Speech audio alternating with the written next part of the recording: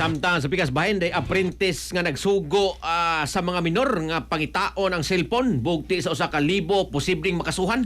Iyay. Katuning kuan nakuha cellphone unya Oo, usa oo. nalumos. Oo. Murag mo ni. Be apprentice ito nagsugo ato. Atong siren ping sa report ni katropang Benji Talisik. Live report. Kaya ito mga Attorney Paul, posible mga tabag o kaso katong apprentice nga nagsugo sa kaya mga bata o katong mga minoridad Nauma man na diha. nga kundi kwaon ng cellphone nga matupag dito na huga sa dagat na sila kapag gagawin ito mga Attorney Paul nga ang kinima og cellphone na huga matupag ni si Suway sa investigasyon sa gihimo Anong sa gisawag mayo? si Anong gisawag mayo? kaning police Master Kalibo Sergeant ang Erwin Labong ang IOC sa mga kaso na saran niya duha na adlaw ang milabay nga matupah nga hugin mo cellphone ang kato mga bata nga nangaligo dito kay namana og nagsinabot kay magpahigaling sila og ganang budol fight magsupa ug mag-ihaw og mga sipods o yun silang pagpamana gitawag ini mo nga apprentice kay gusto magkuha ang katong iya sa nga nahug dito sa mga dapit sa may hagnay airport o niya matupah nga kini ang kung magkuha ang cellphone bugti suhulan kini ko sa kalibo madupang nga usa lang ang gikasabot sa maong apprentice apan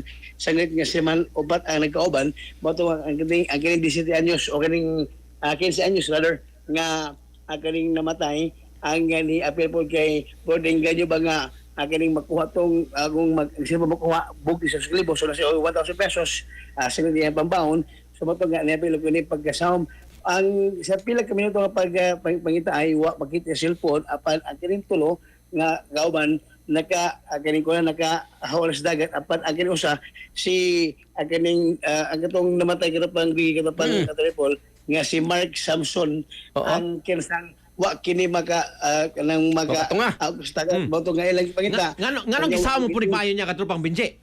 Kaman? Nganong gisawon pa niya maayo di man makaya?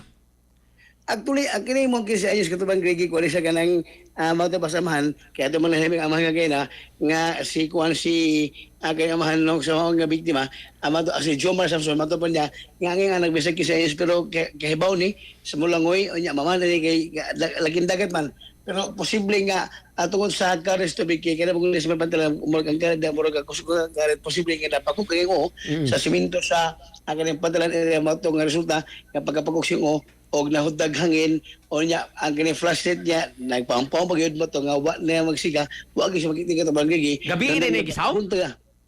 Ha? Gabi ni gisaw?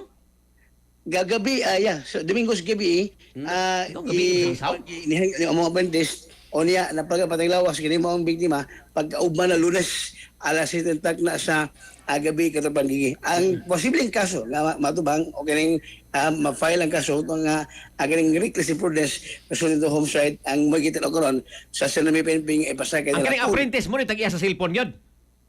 mo tingin sa cellphone kay di ba madugdug to nga murag ang Ang mga ipasaon pa man sa niya nga duha ka adlaw naman itong na tidlom dito guba na to eh. mo na kita magiging mo na nga gipaabot na po ang kuan ang kuan kanini ang kabanay o amahan ko mapasagabag kaso kay ako mapasagabag kaso resesyon nga nagtabangan sa PNP sa Lamio para sa nga mamahimong ma-file ang kaso but for the matter patay na exact kakining decision ko mo-file bang kaso ang amahan kagaginang hapon dito mo daw gayin o gipato alaw na ang tagnas hapon katapagigi kunya ang ganing mong area sa may pantalan area sa may Hagley Airport o na nag-project ni ako ang port manager sa kining maong nga area nga di yun dito pagkaliguan bawal mangisda bawal pamligo saglit niya among area nanay kanang dunggo sa mga barko atong paminaw ang tipis pamahayag sa naghandol sa mga kaso nga si Police Master Sergeant Erwin Labong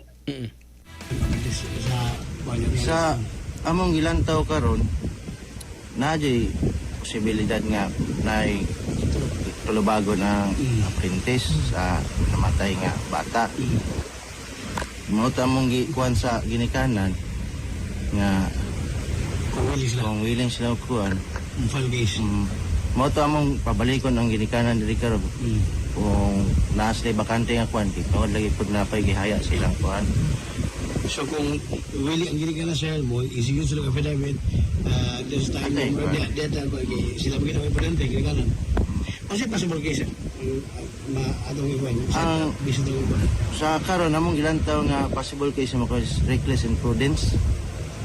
Tungod kay sa minor po or napuyo siya nga ato pong gilantaw is base masulod po sa dual homicide kay naman po ko siya gitaw sa kanang inducement ba mo pakwan o kanang hatag man gud siya og reward. Ano pero Ang pumayag ni Police Sergeant Erwin Labong ang investigator case sa kaso sa 15 anyos nga naluwas patay diya mismo sa may Hagnaya Port sa Barangay Hagnaya, lungsod sa San Rio. Update ni report sa patrol kaabag ang Santone Herbal Well, mga bawas, mga bahog ilok, mga ropa. Hinimo sa Yasno Health Incorporated mabalit sa pamasyang botika sa lugar. Alam sa kaya sa Pilipino para sa Pilipinas sa tropa, Benji Talisik, X-News. Santone Plus Gold, mapalit sa mga butika sa inyong lugar.